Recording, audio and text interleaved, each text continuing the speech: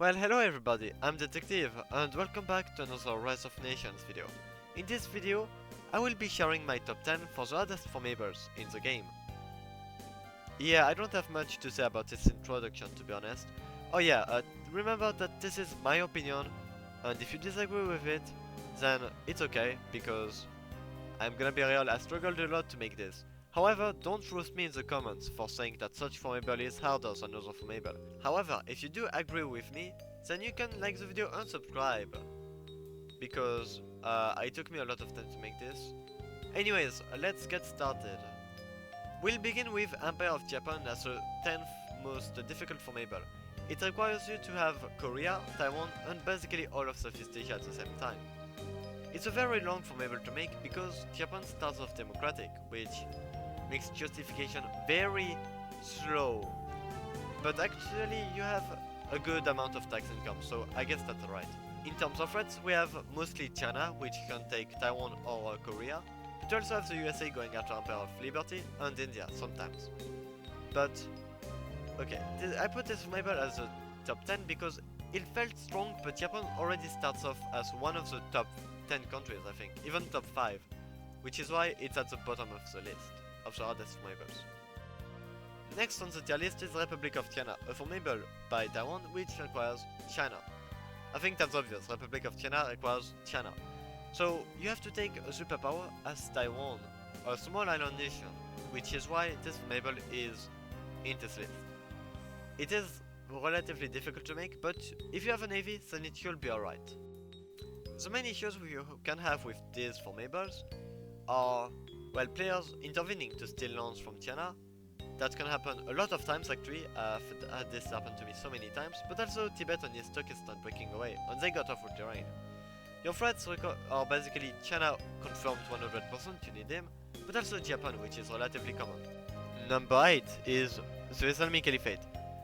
For me, this formable is one of my favorites in the game because of how good it is to form, like it feels good. Anyways, you will require the Middle East, Persia, North Africa and Iberia for this formable.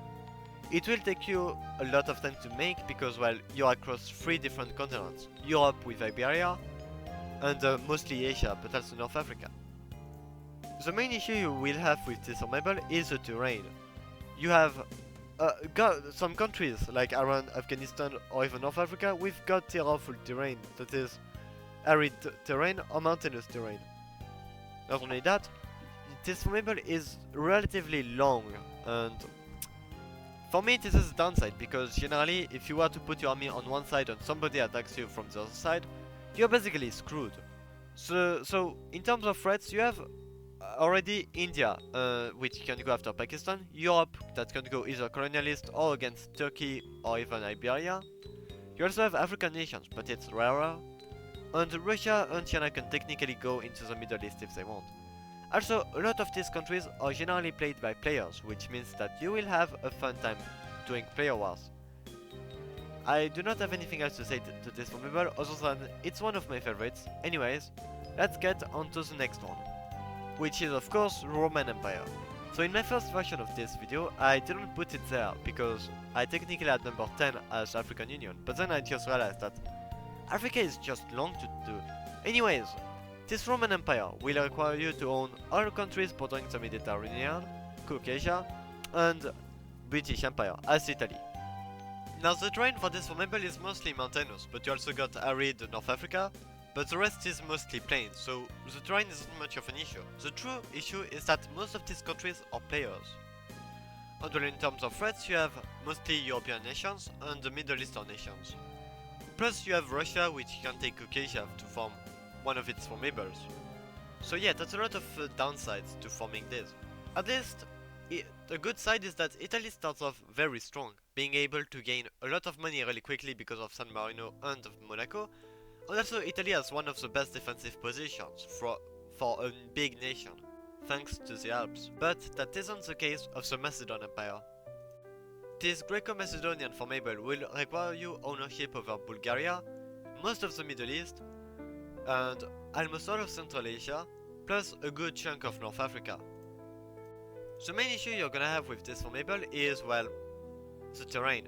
You have Iran, Afghanistan and Kyrgyzstan. basically some of the countries with the worst terrain ever. Plus, a lot of these nations are generally played by players, which is also another downside.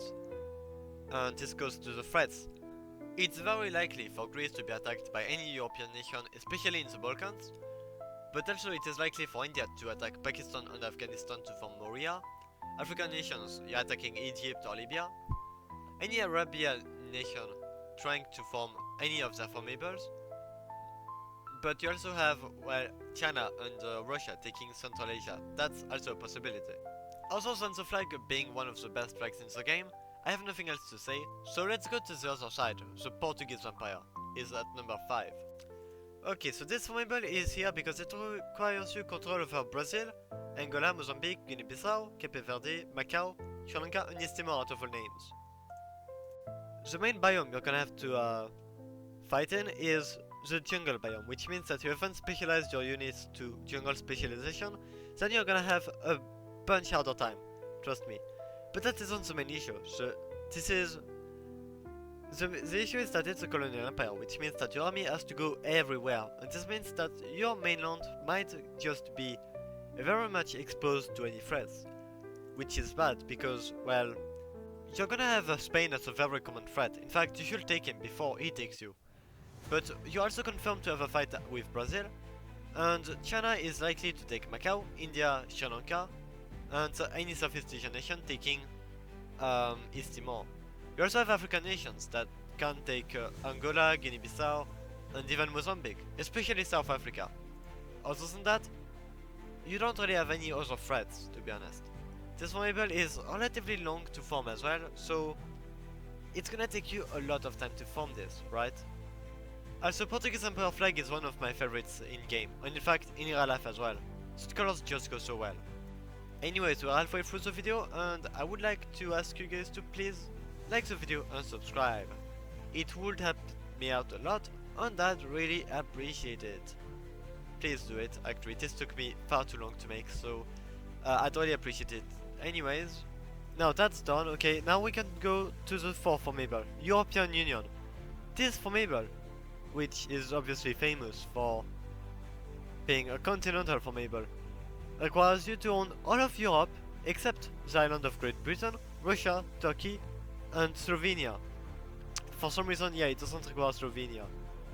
There aren't many issues with this formable, other than there are a lot of countries that are played by players generally. We talk Germany, France, UK, because you still need the entirety of Ireland. We also got Ukraine, Poland, Italy, and yeah. And those are all the threats. You're forced to take almost every European nation on. And you also have USA that can't go after Europe if...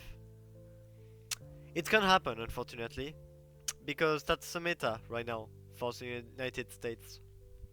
European Union is really difficult, but if you're playing as Germany, then you should be alright. That's what I had to say. Let's go to the next one, because I do not want to do this anymore. European Union is like... I formed it so many times and so many nations. Spanish Empire is third, obviously, because it's a massive formable. It requires you to own Morocco, most of America, the Philippines, and also Equatorial Guinea. And I feel like I made Equatorial Guinea more important than America. Anyways, so the main issues with this formable is that it's a colonial empire, which means that your army will be away from your homeland, but also the terrain. Good news, it isn't Iran, Afghanistan, and Kyrgyzstan. Bad news, it's literally everything else in terms of god tier awful terrain. Like you've got Peru, Argentina, Chile, especially Chile, Colombia, Bolivia, Mexico to some extent. Like you have every single country in America with god tier awful terrain. So this survival is gonna be relatively difficult for you to make. But then, yeah, in terms of threats, you have of course Europe that can go after Spain at any time, especially France for Napoleonic Empire. You've also got USA and Brazil going after South America and Mexico. It happens a lot. You're forced to take any Latin American nation, except Brazil, but you also have Southeast Asian nations going after the Philippines. But at least it's not the British Empire. This is the country that has taken over 25% of the world. It requires you to own, well, 1/3 of Africa, Canada, most of Oceania, South Asia, most of the Middle East, and a ton of other countries that I haven't mentioned here. Like, this formable is a juggernaut in terms of required countries. It's not even close. Like, also, the main issue is it's a colonial empire, which means that generally your army will be away in other places. That's basically the worst place to be. In terms of threats, you have literally everybody. Like, there's not one country that you do not have to attack to form this formable. But the British Empire starts off strong, like the United Kingdom is one of the top 20 countries. But this isn't the case of the number 1. But I mean, before I show you the number 1 country to form, I would like to say some honorable mentions, because those formables are also very difficult, but they are close to the top 10, but they are not in the top 10. And those are the French Empire, formed by France. Alam Melayu, which is a formable by most Malay populated countries. Fatimid Dynasty, a formable by Kabylia. Dutch Empire, a formable by the Netherlands. African Union, formed by every African nation. Those nations are really difficult to make, but they aren't worth to go into the top 10. So I decided to put them here as honorable mentions. And now let's see the hardest formable in Rise of Nations according to me. I mean, obviously it was gonna be Mongol Empire that was gonna take the number 1 position. This formable is a juggernaut in terms of difficulty. It requires you to own basically all of Asia plus Eastern Europe. That's a ton of lands, especially because you start off as Mongolia. So the issues is obviously the lack of manpower and the terrain. Mongolia is a relatively weak country with only 2 million starting population. And this formable, like, you will almost never form it in a server that is still active. Trust me. The threats that you have are obviously gonna be China, Russia, Iran, Pakistan and Turkey. You're always gonna fight them, especially China. You also have the chance to fight India, Japan, Arabic nation and European nation if they take any lands that you require for your formable. So, if you want to try it, I've already formed it sometimes. Like, I've already formed it quite a lot of times, but other than that, like, I'm not redoing Mongol Empire again. Like, it's a formable that is huge and for not much in the end, because the time you form this, the server is gonna die. So really, most people after they form Mongol Empire, they will just leave. But yeah, now we are done. I've completed the tier list. The top 10 hardest countries have been ranked. So I hope you guys have enjoyed this video. If you want to see more, then consider liking it and subscribing, because it would help me out a ton. And I'd really appreciate it, because this took me quite a lot of time. Anyways, if this video reaches 1000 likes, then I will do a ranking of the easiest formables. I promise, I will do it. Anyways, I hope you guys have a nice day, and see you guys in the next one. Bye!